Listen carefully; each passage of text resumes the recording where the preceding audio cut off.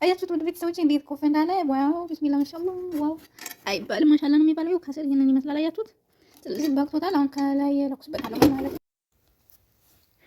ዛሬ ይዤላችሁ የመጣሁት ካካው በዳቦ አሰራር ነው። አሰላሙ አለይኩም ወራህመቱላሂ ወበረካቱ። የሚያስፈልገን ግብአቶች ሱካር፣ ጨው፣ ካካውና ዘይት እንዲሁም ደግሞ ሀሊብ ቦደራ መጨመርም አለመጨመር ትችላላችሁ። ትንሽዬ ዘይት ያስፈልገናል። ይሄ ደግሞ ዱቄቱ የምንነፋበት ነው። እኔ እዚህ ጋር የተጠቀምኩትኝ በዚህ በምትመለከቱት 2 ኩባያ ከግማሽ ነው የተጠቀምኩትኝ ማለት ነው። ጨምራችሁም ቀንሳችሁም እንደመጠኑ ሱካሩም ጨውም መጨመር ትችላላችሁ። በነገራችን ላይ ያው ጨው ትንሽ ነው የምንጨምረው ማለት ነው፣ ያው ጣዕም እንዲሰጠው። እዚህ ጋር ትንሽ ጨው ጨምሬያለሁኝ።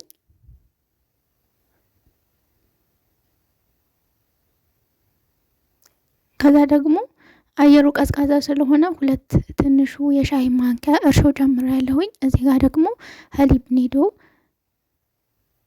ጨምሬያለሁኝ። እዚህ ጋር ደግሞ ትንሽዬ ቤኪንግ ፓውደር ጨምሬያለሁኝ። ቤኪንግ ፓውደሩ በነገራችን ላይ ያለ መጨመር ትችላላችሁ። ያው እኔ አየሩ ቀዝቃዛ ስለሆነ ቶሎ ኩፍ እንዲልልኝ ስለፈለኩ ነው። እዚህ ጋር ደግሞ 2 ትልቁ የሾርባ ማንኪያ ስኳር ትጨምራላችሁ። ከዛ እንደዚህ ትቀላቅሉታላችሁ ማለት ነው። ከዛ ደግሞ ጥቁር አዝሙድ ካላችሁ እንደዚህ በእጃችሁ አሸት አድርጋችሁ ትጨምሩበታላችሁ። ጥሩ ጣዕም ይሰጠዋል። ለጤናም ጥሩ ነው እንደምታውቁት ማለት ነው። ከዛ ልብ ያለ ውሃ አዘጋጅታችሁ እንደዚህ ቀስ እያላችሁ ታወቁታላችሁ። በጣም ቀለል ያለ አሰራር ነው። ሰርታችሁ ሞክሩት። በጣም ነው የሚጣፍጠው። በነገራችን ላይ ካካው ለጤና በጣም አሪፍ ነው።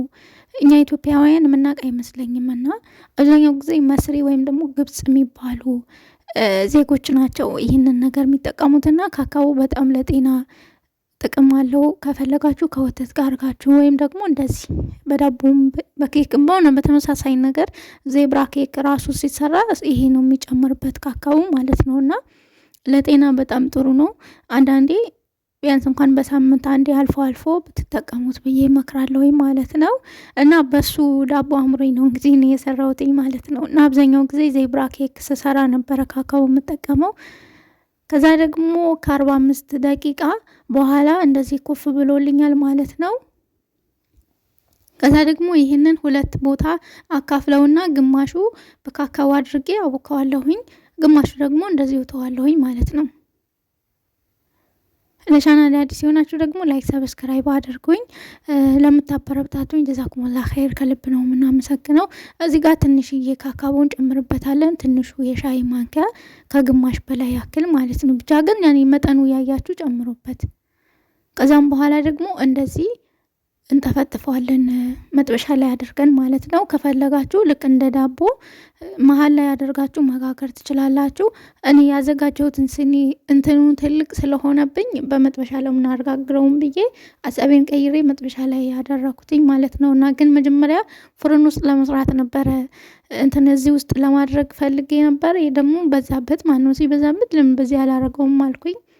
ከድና አድርጋችሁ እሳቱን ቀንሳችሁ በጣም ቀላል ምቹ የሆነ አሰራር ነው። ሞክሩት። ከዛ ደግሞ እንደዚህ ከጠፈጠፍኩኝ በኋላ ልክ እንደ ፒዛ ቆርጬ እንደዚህ ጥምዝዝ አድርጌ የስሩን ወደ ላይ እንደዚህ ገልብጫዋለሁኝ ማለት ነው። እንደምትመለከቱት አበባ ይመስላል ማለት ነው።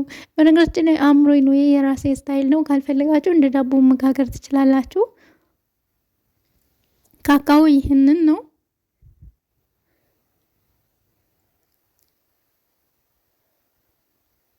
ከዛ ደግሞ ከፈለጋችሁ እዚህ ላይ ልክ እንደዚህ እንዳደረጋችሁ ድጋሚ ኩፍ እንዲል ከድናችሁ ማስቀመጥ ትችላላችሁ። ግን እኔ ወደውኑ ነው የጋገርኩትኝ።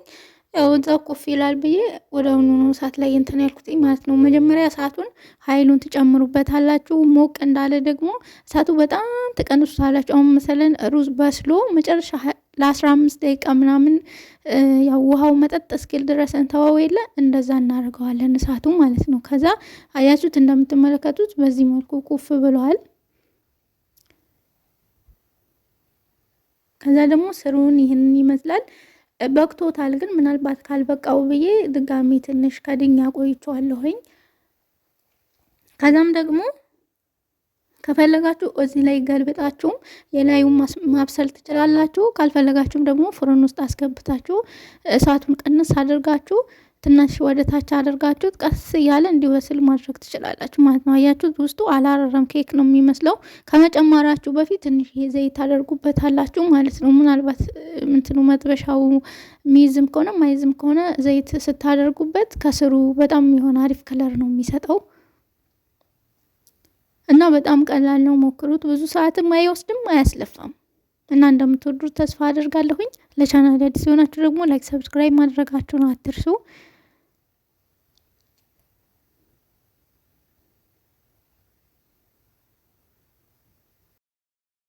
እንደምትመለከቱት በዚህ መልኩ በስሎ አውጥቼዋለሁኝ። አያችሁት እንዴት እንደሚያምር? ቆርጣችሁ ወይም እንደዚሁ መብላት ትችላላችሁ። በጣም ቀላል ነው። ሰርታችሁ ሞክሩት።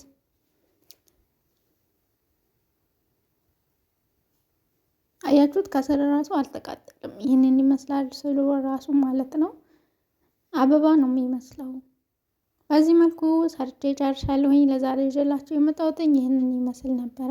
ከወደዳችሁ ደግሞ ላይክ ሼር ማድረጋችሁን አትርሱ። ለምትሰጡኝ አስተያየት ሁሉ ከልብ ነው የማመሰግነው። ወሰላሙ አለይኩም ወራህመቱላሂ ወበረካቱ።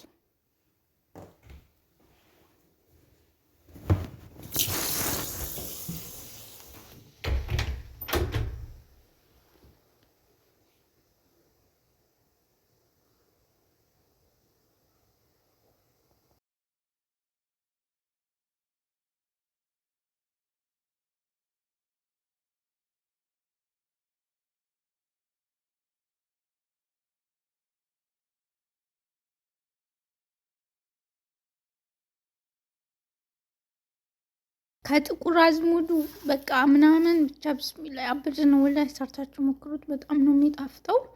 እና ደግሞ ይሄ እንትኑ ይሄ ካካውን ማለት ነው ለጤና በጣም ጥቅም አለው። ከፈለጋችሁ እዚህ ሰርች ማድረግ ትችላላችሁ፣ ጉግል ላይም ዩቲዩብ ላይም። እና ሰርታችሁ ሞክሩት። በጣም ቀላል ነው። እንደምትወዱት ተስፋ አደርጋለሁኝ። ደህና ሁኑልኝ።